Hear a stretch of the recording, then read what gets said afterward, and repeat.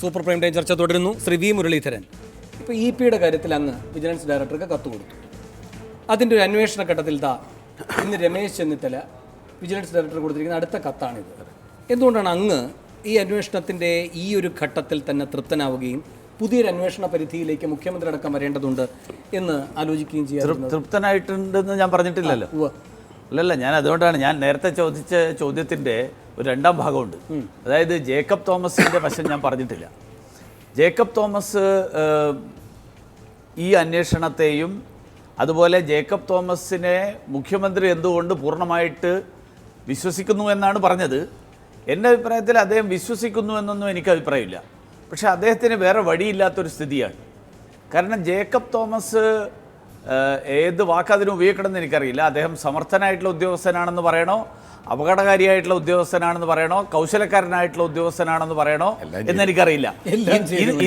ഇത് മൂന്നും വേണമെങ്കിൽ ചേരും. കാരണം ഒരുപക്ഷെ ഈ നിയമസഭാ തെരഞ്ഞെടുപ്പിന് മുൻപുള്ള ഈ UDF സർക്കാരിൻ്റെ അവസാന കാലത്ത് വന്നിട്ടുള്ള ചില വാർത്തകൾ ശ്രദ്ധിച്ചു കഴിഞ്ഞാൽ ജേക്കബ് തോമസ് ആ തെരഞ്ഞെടുപ്പിൽ മത്സരിക്കാൻ സാധ്യതയുണ്ട് എന്നുള്ളൊരു വാർത്തയുണ്ടായിരുന്നു. സിവിൽ സർവീസിൽ നിന്ന് രാജിവെച്ച് മത്സരിക്കാൻ സാധ്യതയുണ്ട്. എൻ്റെ അഭിപ്രായത്തിൽ ഇപ്പോഴും ജേക്കബ് തോമസ് അതിനുള്ളൊരു അവസരം നോക്കിയിരിക്കുന്ന ഒരാളാണ്. ആ അവസരം കിട്ടണമെങ്കിൽ അദ്ദേഹത്തിന് ഒരു രക്തസാക്ഷിയുടെ പരിവേഷം വേണം. ആ രക്തസാക്ഷി ആകാൻ അദ്ദേഹത്തിന് സാധിക്കുക മുഖ്യമന്ത്രിയുടെയും അതുപോലെ CPMൻ്റെ സംസ്ഥാന സെക്രട്ടറിയുടെയും എതിരായിട്ടുള്ള അന്വേഷണം നടത്തിക്കൊണ്ട് ഇവരിൽ നിന്ന് പുറത്താക്കൽ അയാൾക്ക് വാങ്ങണം. അല്ല, ഇതാണ് എൻ്റെ അതൊന്നുമല്ല. ജേക്കബ് തോമസ് പ്രത്യേക മാനസിക അവസ്ഥയിൽ നിൽക്കുന്ന ആളാണ്. അദ്ദേഹം നല്ല ദീർഘകാലം നമ്മൾ അടുത്ത സുഹൃത്താണ്, എത്രയോ മണിക്കൂറുകളോളം സംസാരിച്ചിരുന്നുണ്ട്. പക്ഷേ അദ്ദേഹത്തിൻ്റെ ഇപ്പോഴത്തെ ഇടപെടലിനാണ് അന്വേഷണ ഭീകരത. കേരളം പലതും കണ്ടതാണല്ലോ മനോജ്. അങ്ങനെയെങ്കിൽ ഈ അന്വേഷണ ഭീകരത ഈ കത്തിന്റെ മേളിൽ ഉണ്ടാകുമോ? ഏത് കത്താത്? പിണറായി വിജയന്റെ അന്വേഷിക്കണം. എന്റെ വേണു അതിനകത്ത് ഒരു കഥയില്ല. ഇ പി ജയന്റെ കേസ് നോക്കിയോ, 7 നിലയിൽ പൊട്ടും. അതിനകത്ത് SP എന്ന് എഴുതി. ഇതിലെ കാതലായ 2 കാര്യങ്ങളുണ്ട്. ഒന്ന്, ഇതിൽ ഈ കത്തിൻ്റെ ഒരു സസ്പെൻസ് എന്ന് പറയുന്നത് തന്നെ ഇവർ ഉന്നയിക്കുന്നത് ശ്രീമതിയുടെ മകൻ്റെ വിഷയമാണെങ്കിലും അതുമായി ബന്ധപ്പെട്ട ഫയൽ നോട്ടിങ്ങുകളൊന്നും, അല്ലെങ്കിൽ അതുമായി ബന്ധപ്പെട്ടവർ വിവരാവകാശ പ്രകാരം സമാഹരിച്ചിരിക്കുന്ന രേഖകളൊന്നും പുറത്തുവിട്ടിട്ടില്ല. അത് പിണറായി വിജയനെ പ്രതിരോധത്തിലാക്കുന്ന വിവരങ്ങൾ തന്നെയാണ്. ഇപ്പോൾ അത് വന്നിട്ടില്ല. പക്ഷേ അതിന് മുൻപായി വളരെ ബുദ്ധിപരമായി ഇവർ ഈ പറയുന്ന 2 കാര്യങ്ങൾ ചൂണ്ടിക്കാട്ടുകയാണ്. ഈ സൂരജ് രവീന്ദ്രൻ്റെ കാര്യത്തിൽ പോൾ ആന്റണി പറയുന്നുണ്ട് put up file to CM through IM. അപ്പോൾ ഇത് ഈ പറയുന്ന നമ്പ്യാരുടെ നിയമനത്തിന് മുമ്പ് നടന്നതാണ്. നമ്പ്യാരുടെ നിയമനം വിജിലൻസ് തള്ളിക്കളഞ്ഞതിന് ശേഷം നടന്ന നിയമനങ്ങളാണിതെല്ലാം. അവിടെ ആ നിയമനങ്ങൾ ഇപ്പോഴും അതേപോലെ തന്നെ തുടരുകയാണ്. അപ്പോൾ പോൾ ആന്റണി അവിടെ ഇടപെടുകയാണ്. ഈ പറയുന്ന ഇൻഡസ്ട്രീസ് മിനിസ്റ്റർ മുഖ്യമന്ത്രിയിലേക്കാണ് ഈ ഫയല് നീക്കേണ്ടത്. കഴിഞ്ഞില്ല. ഒരു കാര്യം കൂടി, ഇനി അടുത്തത് ഈ പറയുന്ന ജിൽസൺ എന്ന് പറയുന്ന ആളുടെ അപ്പോയിൻമെൻ്റ് ആണ്. അതുമായി ബന്ധപ്പെട്ട് അടുത്തതായി പറഞ്ഞ ascertain status of hard copy file sent yesterday to office of CM എന്ന് വെച്ചാൽ മുഖ്യമന്ത്രിയുടെ ഓഫീസിലേക്ക് ഇതിൻ്റെ ഫയൽ ഇടപാടുകൾ നടന്നിരിക്കുന്നുവെന്ന് ഈ കത്ത് സ്ഥാപിക്കുന്നുണ്ട്. ഇനി അവർക്കറിയേണ്ടത് ഈ നമ്പ്യാരുടെ കാര്യത്തിലും ഇതുപോലെ തന്നെ വിജിലൻസ് ക്ലിയറൻസിലേക്ക് പോവുകയും വിജിലൻസ് ക്ലിയറൻസ് നിഷേധിക്കപ്പെടുകയും ചെയ്തിട്ടുണ്ട്. വിജിലൻസ് ക്ലിയറൻസ് നിഷേധിക്കുകയോ നൽകപ്പെടുകയോ ഒക്കെ ചെയ്യണമെങ്കിൽ അത് ആരറിഞ്ഞിരിക്കണം? മുഖ്യമന്ത്രി അറിഞ്ഞിരിക്കണം. ആ പങ്കാണ് ഈ കത്ത് നിലയിൽ അന്വേഷണ വിഷയമാക്കണമെന്ന് ആവശ്യപ്പെട്ടിരിക്കുന്നത്. പക്ഷേ മുഖ്യമന്ത്രി ആ ഫയൽ കണ്ടിട്ടില്ല.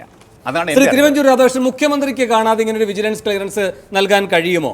അങ്ങ് ഈ വിജിലൻസ് വകുപ്പിന്റെ ചുമതലയിൽ ഇരുന്ന മന്ത്രിയാണല്ലോ. അങ്ങ് കാണാതെ ഒരാളുടെ ഒരു നിയമനവുമായി ബന്ധപ്പെട്ട വിജിലൻസ് ക്വയറിയിൽ വിജിലൻസിന് സ്വമേധയാ തന്നെ ഇത് കൊടുക്കാം അല്ലെങ്കിൽ കൊടുക്കേണ്ടതില്ല എന്ന് മന്ത്രി അറിയാതെ ചെയ്യാമോ?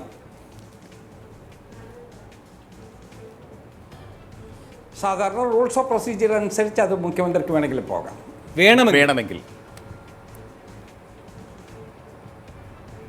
പോയിട്ടില്ല. വേണമെങ്കിൽ എന്ന് മാത്രമാണ്. മുഖ്യമന്ത്രി നിർബന്ധമായി അത് അറിയുകയോ കാണുകയോ ചെയ്യേണ്ട എന്നാണോ അതിന്റെ അർത്ഥം? അല്ല, ഇത് പൊളിറ്റിക്കൽ കോൺസിക്വൻസ് ഒരു റിയാക്ഷൻസ് കൂടി ഉള്ളത് കൊണ്ട് മുഖ്യമന്ത്രിയുടെ മുമ്പിലേക്ക് എത്താതെ അതിനകത്ത് തീരുമാനമെടുക്കാനായിട്ട് സാധാരണഗതിയിൽ ആരും ധൈര്യപ്പെടുകയില്ല. അതെ, പക്ഷെ ശ്രീ തിരുവഞ്ചൂർ രാധാകൃഷ്ണൻ, ഇവിടെ അങ്ങനെ ഒരു വിജിലൻസ് ക്ലിയറൻസ് കിട്ടാതിരിക്കുക, അത് വ്യവസായ മന്ത്രിക്ക് ബോധ്യപ്പെടുക, എന്നിട്ട് സെക്രട്ടറിയെ വിളിച്ചിട്ട് പറയുകയാണ് ഇത് ഞാൻ പിന്നീട് നേടിയെടുത്തോളാം എന്ന് വെച്ചാൽ പിന്നീട് പിണറായി വിജയനെ ധരിപ്പിച്ച് നേടിയെടുത്തോളാം, തൽക്കാലം ഇതിൻ്റെ മേൽ നിയമന നടപടികളുമായി മുന്നോട്ട് പോവുക. ഈ നമ്പ്യാരുടെ നിയമനം നടന്നതാണല്ലോ, വിജിലൻസ് ആ ക്ലിയറൻസ് നിഷേധിച്ചതുമാണല്ലോ. അപ്പോൾ മുഖ്യമന്ത്രി കണ്ടിട്ടില്ല എന്ന് ആദ്യഘട്ടത്തിൽ പറഞ്ഞാൽ പോലും മുഖ്യമന്ത്രിയോട് ഇതെല്ലാം ബോധ്യപ്പെടുത്തി ചെയ്തോളാം എന്ന് പറയുന്നൊരു നീക്കം നടന്നിട്ടുണ്ട് വ്യവസായ മന്ത്രിയിൽ നിന്ന്.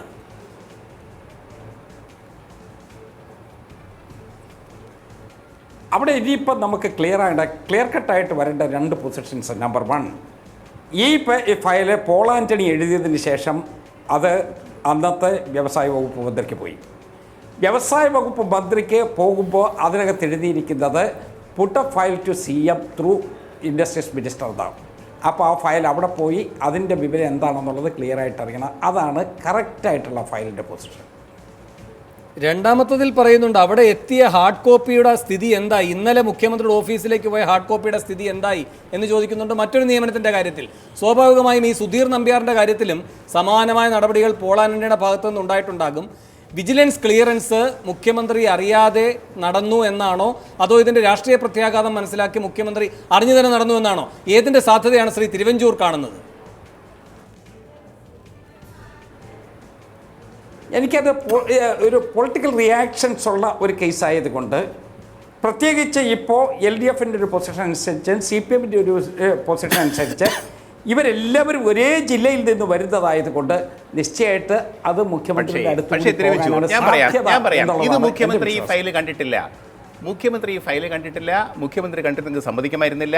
അതുകൊണ്ടാണ് ഈ വിവരം അറിഞ്ഞപ്പോൾ തന്നെ ആ നിയമനം റദ്ദാക്കാൻ മുഖ്യമന്ത്രി ശക്തമായി ആവശ്യപ്പെട്ടത്.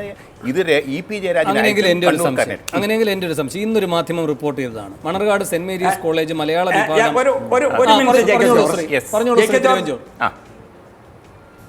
പറയാം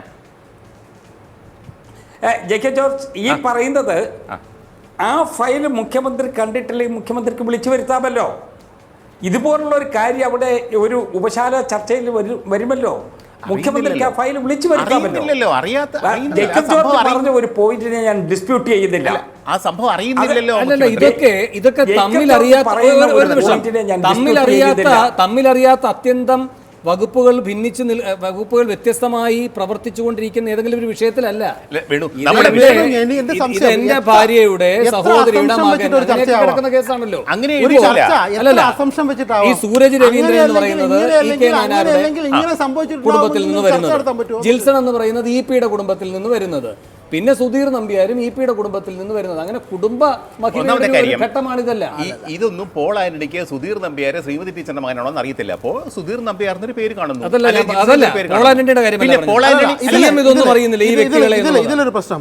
ഇപ്പൊ വേണു ഒരു സൂചന പറഞ്ഞു, വിവരാവകാശ നിയമം അനുസരിച്ച് എല്ലാ രേഖയുണ്ട്. രേഖയുണ്ടല്ലോ, ആ രേഖ പുറത്തു വരട്ടെ. നമ്മളിപ്പോ ഇങ്ങനെയല്ലെങ്കിൽ അങ്ങനെയല്ലെങ്കിൽ അങ്ങനെ നമ്മുടെ മുന്നിലുള്ള ഈ രണ്ട് കാര്യങ്ങളുണ്ടല്ലോ, നമ്മുടെ മുന്നിലുള്ള ഈ രണ്ട് കാര്യങ്ങൾ വെച്ചുകൊണ്ടല്ലേ ശ്രീ PM മനോജ് അടുത്തൊരു ചോദ്യത്തിലേക്ക് പോകുന്നത്. ഈ രണ്ട് കാര്യങ്ങളുണ്ട്. പോൾ ആന്റണി വകുപ്പ് മന്ത്രി മുഖ്യമന്ത്രി കണ്ടത് ചെയ്യണമെന്ന് പറയുന്നു. ആ നിയമനം അതേപോലെ തന്നെ സാധുവായി നിലനിൽക്കുകയാണ്. അതിലിടയ്ക്ക് ഇതിലില്ലാത്തൊരു വിവരം പറഞ്ഞു. അത് നിൽക്കട്ടെ, അതിലേക്ക് വരാം. അതിനു മുമ്പ് പോൾ ആന്റണി പറയുകയാണ് മുഖ്യമന്ത്രി കാണണമെന്ന്. ആ നിയമനം അതേപടി തന്നെ നിൽക്കുന്നു. ഇപ്പോഴും ഈ മുഖ്യമന്ത്രിക്ക് പറയാൻ കഴിയുമോ ഞാൻ കണ്ടിട്ടില്ല? ഈ സൂരജ് രവീന്ദ്രന്റെ കാര്യത്തിൽ എനിക്ക് ഉത്തരവാദിത്തമില്ല. അടുത്തതായി ജിൽസന്റെ കാര്യത്തിൽ പറയുകയാണ് ഇന്നലെ മുഖ്യമന്ത്രിയുടെ ഓഫീസിലെത്തിയ ഹാർഡ് കോപ്പിയുടെ സ്ഥിതി എന്തായി? ആ നിയമനവും അങ്ങനെ തന്നെ തുടരുകയാണ്. ഈ ജിൽസന്റെ കാര്യത്തിൽ തനിക്ക് ഉത്തരവാദിത്തമില്ല എന്ന് പിണറായിക്ക് പറയാമോ? ഇങ്ങനെ എത്ര ഏതൊക്കെ ഘട്ടങ്ങളിൽ നിന്ന് അകലം പ്രാപിക്കാനാണ് കഴിയുക? ഇതിൽ രണ്ട് കാര്യമുണ്ട്. ഒന്ന് ഈ വസ്തുതയുടെ കാര്യം, രണ്ട് ഈ പറഞ്ഞ കാര്യം എങ്ങനെയാണ് നെപ്പോട്ടിസം ആവുന്നത്, എവിടെ ആവുന്നത്? EP ജയരാജൻ അദ്ദേഹത്തിന്റെ ബന്ധുവായിട്ടുള്ള ഒരാളെ നിയമിക്കുമ്പോഴാണ് നെപ്പോട്ടിസം ആവുന്നത്. അല്ലാതെ മുഖ്യമന്ത്രി ഏതെങ്കിലും എങ്ങനെയാണ് നടപടിക്രമം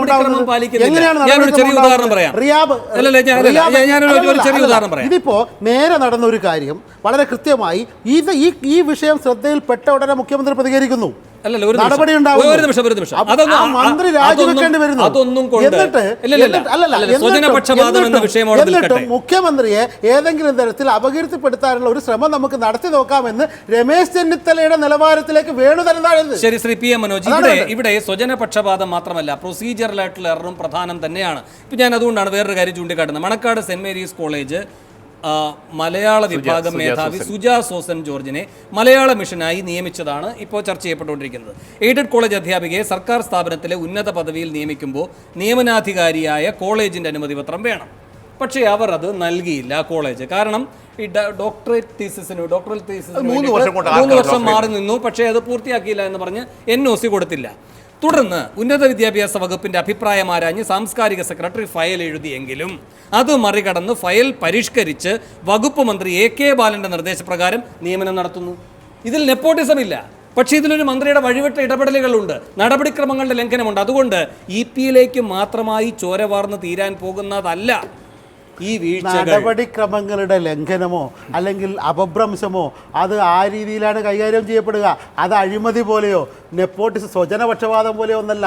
നടപടിക്രമങ്ങളുടെ ലംഘനം ഉണ്ടെങ്കിൽ അത് സ്വാഭാവികമായി കറക്റ്റ് ചെയ്യും, അല്ലാതെ അത് അഴിമതിയാണോ? ശരി, എനിക്ക് വേഗം ഒരു ഇടവേളയിലേക്ക് കൂടെ പോകണം. ഇടവേളയ്ക്ക് ശേഷം തിരികെ എത്താം.